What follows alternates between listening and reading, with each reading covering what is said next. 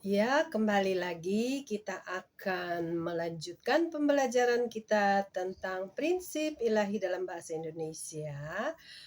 Kita sudah membahas tentang tanda-tanda pemulihan berkat yang kedua, dan sekarang kita akan masuk masih di dalam bab ketiga eskatologi di dalam subbabnya yang ketiga juga, yaitu tanda-tanda pemulihan berkat yang ketiga.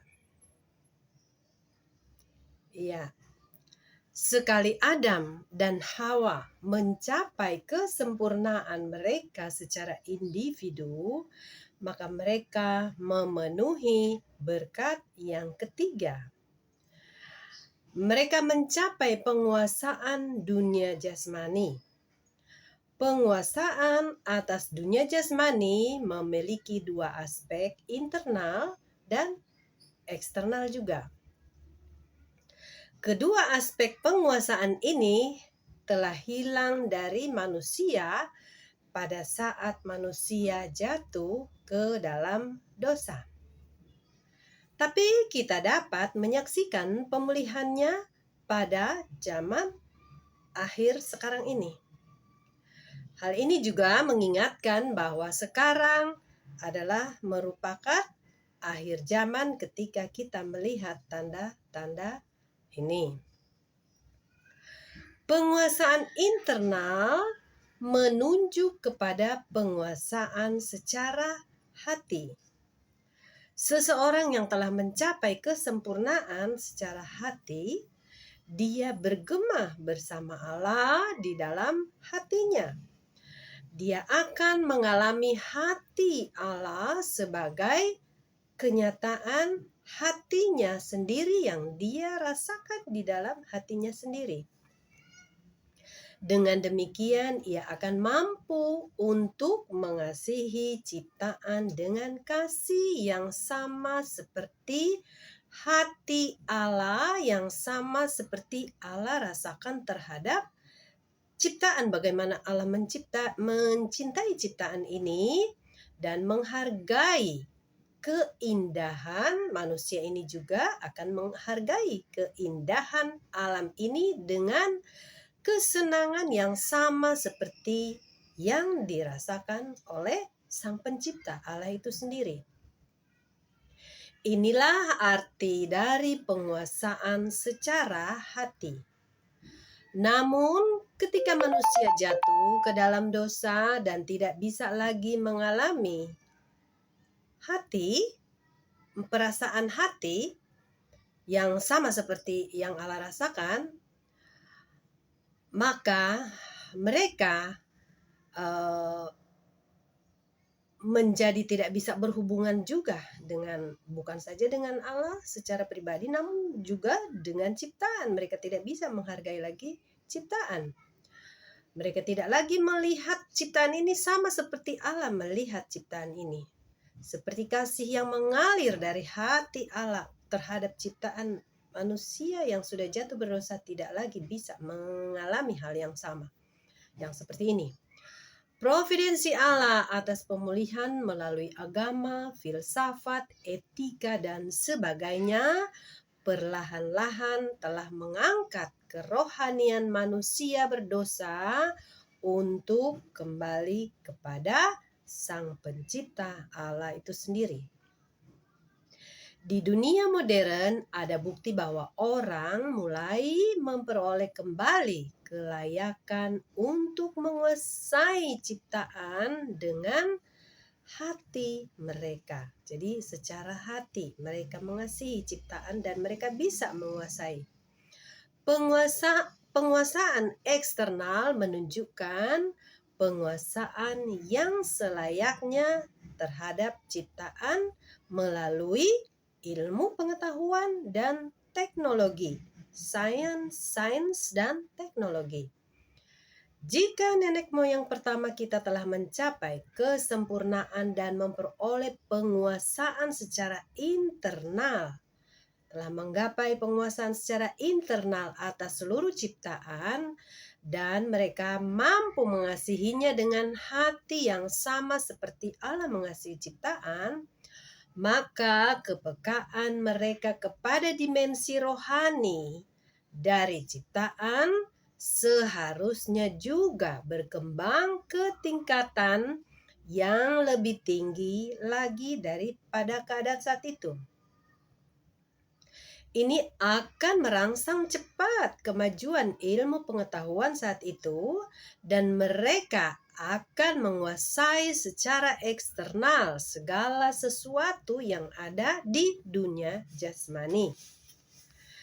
Di waktu lampau, umat manusia seharusnya sudah bisa mencapai bintang-bintang ke angkasa seperti sekarang ini, ke bulan. Dan pada saat itu juga mereka akan memerintah dengan penuh potensi terhadap alam semesta. Perkembangan ekonomi sudah seharusnya berdampingan dengan perkembangan sains dan teknologi, menciptakan lingkungan hidup yang layak dan menyenangkan bagi mereka saat itu. Namun karena kejatuhan, tingkat kerohanian manusia itu merosot dan mereka kehilangan penguasaan secara internal terhadap dunia jasmani. Kepekaan rohani mereka menjadi tumpul setaraf dengan hewan. Dan mereka turun ke tingkatan manusia yang primitif. Sebagai akibatnya, mereka juga kehilangan penguasaan eksternal atas dunia jasmani. Mereka jadi bodoh sekali. Melalui providensi Allah untuk pemulihan, tingkat kerohanian manusia telah diangkat, dinaikkan, dan penguasaan secara internal mereka terhadap ciptaan juga sedang dipulihkan. Sebagai hasilnya, penguasaan eksternal mereka juga sedang diperbaharui, mengantarkan mereka kepada kemajuan ilmu pengetahuan yang tinggi saat ini. Orang modern telah membangun lingkungan hidup yang luar biasa menyenangkan dan layak melalui kemajuan ekonomi. Di samping itu, perkembangan ilmu pengetahuan yang tinggi. Jadi manusia berdosa telah dan sedang memulihkan penguasaan mereka atas alam semesta, berkembang kepada pendirian kembali berkat Allah yang ketiga untuk menguasai ciptaan. Kuasailah bumi ini dan segala isinya. Itu adalah berkat ketiga. Menyaksikan hal ini, kita dapat yakin bahwa zaman sekarang adalah akhir zaman. Untuk menyimpulkan bahwa lingkungan budaya dunia saat ini sedang memasuki satu lingkungan budaya global berdasarkan satu agama.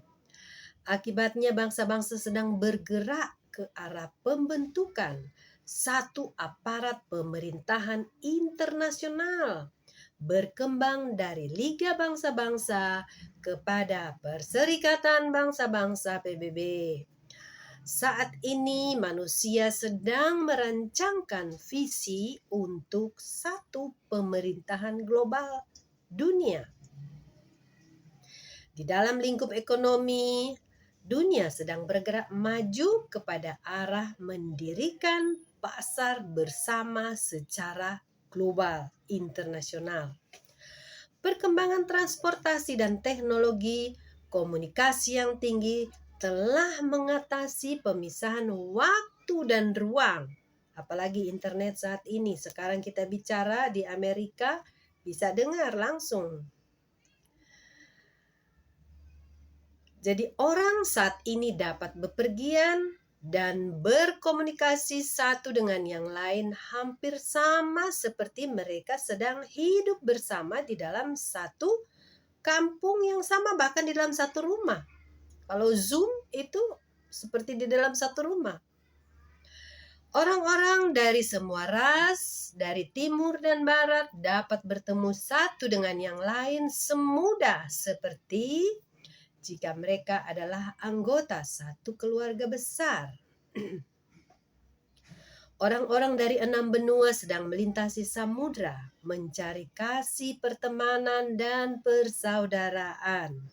Kalau kita lihat di Facebook, sudah tidak asing lagi orang Afrika dan orang Australia atau orang Jerman itu berteman, itu sudah tidak asing lagi seperti dulu. Begitu cepatnya sekarang ya.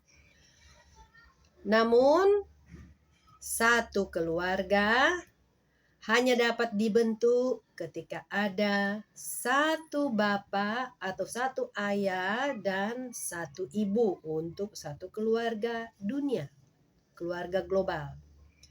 Hanya dengan begitu, maka persatuan sejati dan persaudaraan dapat tercipta.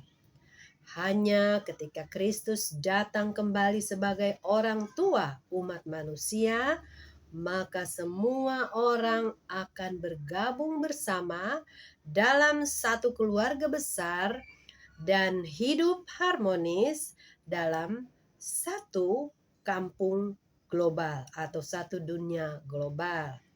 Sebagaimana kejadian-kejadian ini terjadi, kita dapat mengetahui bahwa sekarang ini sungguh adalah akhir zaman. Masih ada satu hadiah terakhir yang harus disajikan oleh sejarah kepada umat manusia, yaitu pengajaran tentang kosmik yang dapat mengikat bersama semua orang asing dari kampung global ke dalam satu keluarga melalui kasih dan bimbingan dari hanya satu orang tua yang sama, orang tua sejati, orang tua global, orang tua surga, bumi, dan umat manusia. Terima kasih.